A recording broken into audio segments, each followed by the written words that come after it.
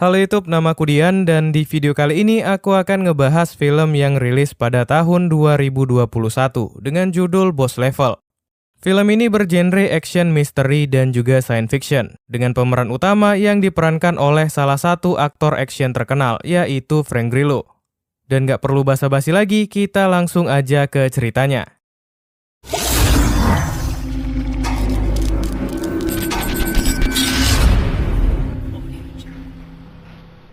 Di awal film kita langsung disajikan dengan adegan action yang cukup keren, di mana seorang laki-laki bernama Roy sedang diserang oleh seorang pembunuh bayaran yang ia beri nama Mr. Good Morning. Di pertarungan ini Roy dapat dengan mudah melawan dan seperti mengetahui semua gerakan musuhnya. Kemudian ketika sudah mengalahkan Mr. Good Morning, tiba-tiba ada helikopter yang datang dan langsung menembak ke dalam apartemennya. Tapi Roy lagi-lagi dengan mudah dapat mengalahkan mereka hanya menggunakan sebuah pisau. Dan dengan santainya berjalan tanpa rasa takut di tengah tembakan yang terjadi dan duduk melihat foto mantan istrinya. Tak lama helikopter itu pun jatuh dan masuk ke dalam, yang membuat Roy harus melompat dari jendela agar terhindar dari ledakan. Dan entah bagaimana ia berhasil selamat karena mendarat di atas sebuah truk. Setelah sampai di jalan raya, dengan cepat ia mencuri sebuah mobil. Namun sialnya ia kembali bertemu dengan pembunuh bayaran lainnya bernama Pam dan Esmeralda yang langsung menghujaninya dengan tembakan dan membuatnya menabrak sebuah bus kemudian mati di sana. Anehnya ketika Roy mati, waktu akan berulang dan ia akan kembali hidup dan selalu bangun di waktu yang sama saat ia diserang oleh Mr. Good Morning. Ya, bisa dibilang kehidupannya di-reset kembali. Karena inilah ia mengingat semua gerakan musuhnya. Nah, diceritakan dalam kehidupannya yang sudah berulang sebanyak 140 kali ia selalu diburu oleh para pembunuh bayaran. Seperti Pam yang sudah membunuhnya sebanyak 14 kali, Guanjin seorang perempuan yang selalu memenggal kepalanya, seorang pria kecil bernama Kabum yang selalu membuatnya mati karena ledakan dan masih banyak lainnya. Walaupun sudah mati terbunuh berulang kali, di sini Roy masih tidak tahu kenapa mereka selalu membunuhnya. Dan ia juga tidak tahu kenapa ia selalu hidup kembali. Suatu hari ia mencoba menelpon mantan istrinya yang bernama Gemma untuk menanyakan apa yang terjadi pada dirinya. Tapi ia malah mendapatkan kabar buruk, di mana Vector seorang bos di tempat Gemma bekerja mengatakan bahwa Gemma sudah meninggal karena kecelakaan. Naasnya tak lama saat sedang meratapi kepergian istrinya, ia malah kembali dibunuh oleh para pembunuh lain. Singkat cerita, pada saat hidupnya kembali terulang dan setelah berhasil menghindari orang-orang yang akan membunuhnya, ia selalu pergi ke suatu restoran. Di mana di restoran ini ia selalu menghabiskan waktunya untuk minum-minum dan berbicara dengan teman-temannya yang bernama Jack, si pemilik restoran, dan juga Dave yang merupakan seorang pakar di bidang keamanan. Nah, di restoran ini ia juga selalu bertemu dengan seorang perempuan bernama Dai Feng yang merupakan seorang atlet pedang terkenal dari Cina. Akan tetapi keindahan hidupnya hanya bisa ia rasakan sebentar saja. Karena tepat pukul 12:47 di setiap kehidupannya, semua pembunuh bayaran yang ada pasti menemukannya di restoran itu. Dan dengan barbarnya kembali membunuh Roy. Cerita pun kembali ke masa lalu saat Roy belum mendapatkan kekuatannya. Di mana ia sedang berada di sebuah lab bernama Dino Laboratorium untuk menjumpai Gemma yang bekerja di sana. Di pertemuan mereka, Roy berusaha untuk mendapatkan kembali hati mantan istrinya itu. Namun entah kenapa Gemma bertingkah aneh. Sembari berbicara mengenai anak mereka, Gemma dengan terburu-buru mengukur tubuh Roy dan mengambil rambutnya. Karena hal ini, Ventor yang mengawasi dari CCTV merasa curiga. Ia pun menyuruh anak buahnya yang bernama Brad untuk memanggil Gemma sekaligus mengusir Roy. Dan ketika Brad datang, Gemma dengan cepat memeluk Roy untuk mengatakan kata Osiris kepada Roy dan menyuruhnya untuk mengingat kata itu. Setelah Roy pergi, Gemma pun menjumpai Ventor di ruangannya. Di sini karena penelitian Gemma tidak mengalami kemajuan dan juga karena Gemma berjumpa dengan Roy di dalam lab, Ventor pun menjadi marah dan merasa kesal. Kemudian ia mengancam Gemma untuk cepat menyelesaikan pekerjaannya, yaitu membuat sebuah alat bernama spindle.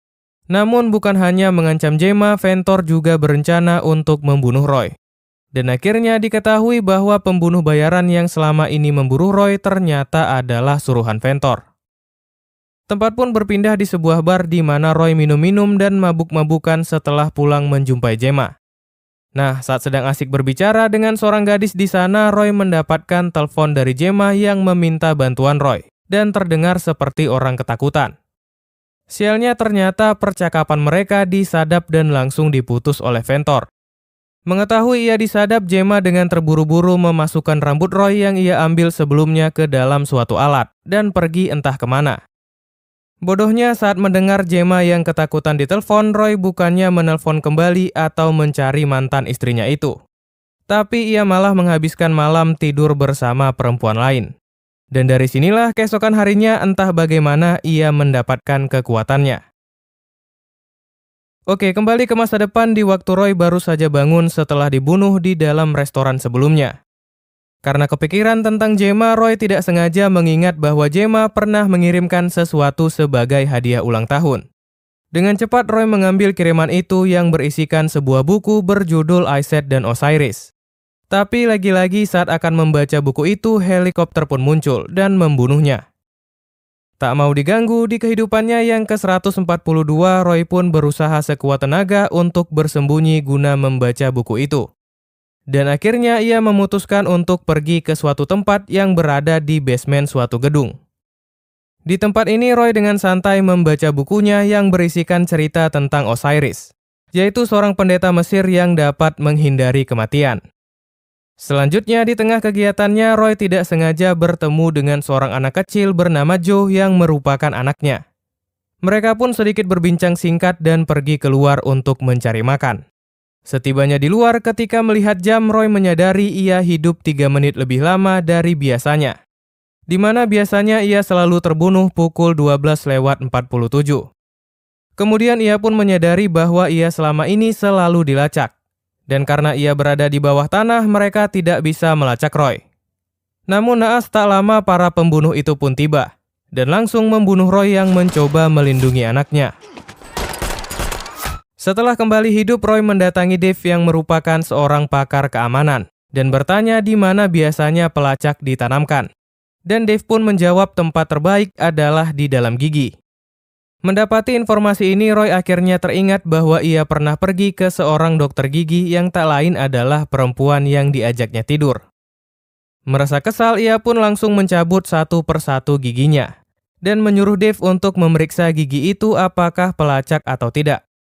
Beruntungnya ia berhasil menemukan gigi mana yang merupakan sebuah pelacak tepat sesaat sebelum ia berhasil ditemukan dan kembali dibunuh di sana.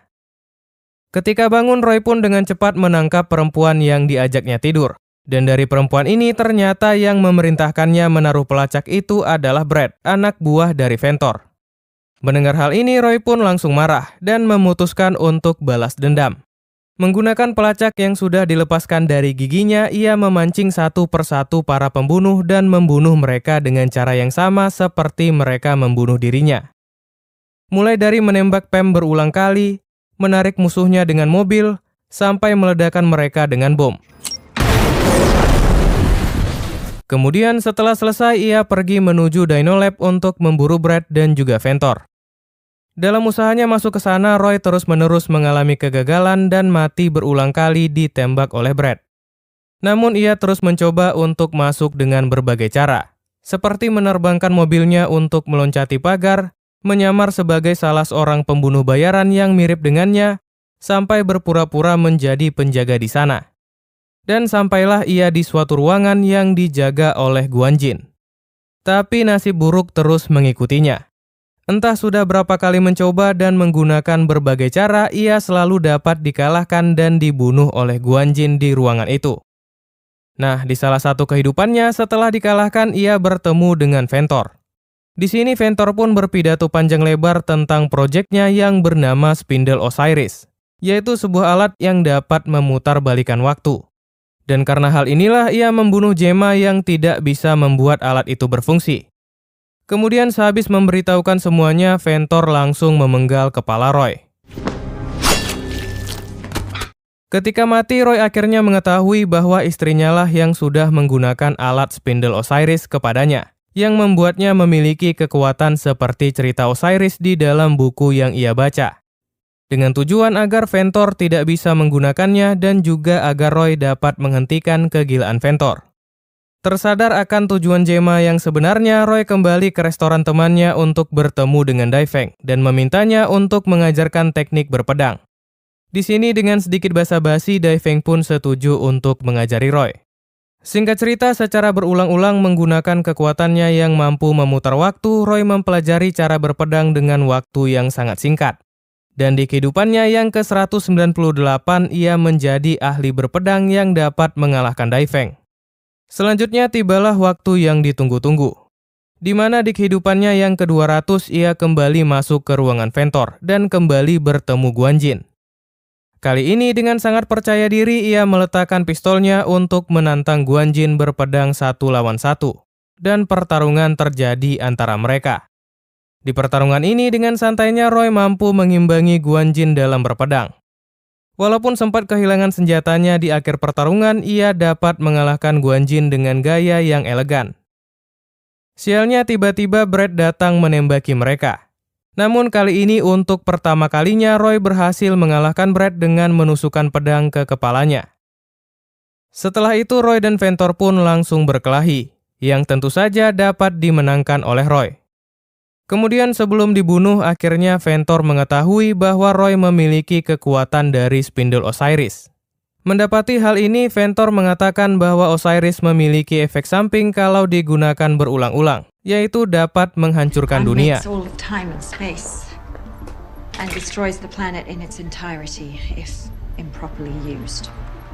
Selain itu, ia juga mengancam Roy bahwa kalau Roy membunuhnya, anaknya Joe akan mati dibunuh oleh para pembunuh bayaran. Mendengar anaknya dalam bahaya, Roy langsung menebas Ventor dan pergi ke tempat anaknya berada. Tapi naasnya ia terlambat dan menemukan anaknya sudah mati terbunuh. Tak lama saat meratapi kepergian anaknya, tiba-tiba sebuah ledakan besar terjadi yang merupakan efek samping dari spindle Osiris, di mana gelombang ledakannya mampu menghancurkan apapun yang dilewatinya. Karena mengetahui semua usahanya selama ini selalu membuat anaknya terbunuh, Roy menjadi kehilangan tujuan hidupnya. Dan ketika kembali hidup, ia hanya memilih diam setiap kali dibunuh oleh Mr. Good Morning. Sampai suatu hari ia kehilangan kesabarannya dan lepas kendali menghajar Mr. Good Morning. Di sini ketika bangun, Roy pun memutuskan untuk tidak melanjutkan balas dendamnya dan lebih memilih untuk mendekatkan diri sekaligus bermain bersama anaknya sampai ledakan kembali terjadi. Begitulah kehidupan yang dijalani Roy berulang-ulang saat ia kembali hidup. Hingga di kehidupannya yang sudah tak tahu entah berapa kali, secara tidak sengaja Joe bercerita bahwa ia ditelepon oleh ibunya pada pagi hari. Dari informasi ini, Roy memeriksa handphone Joe dan menemukan bahwa Gemma ternyata masih hidup pada pukul 7:03 di hari itu.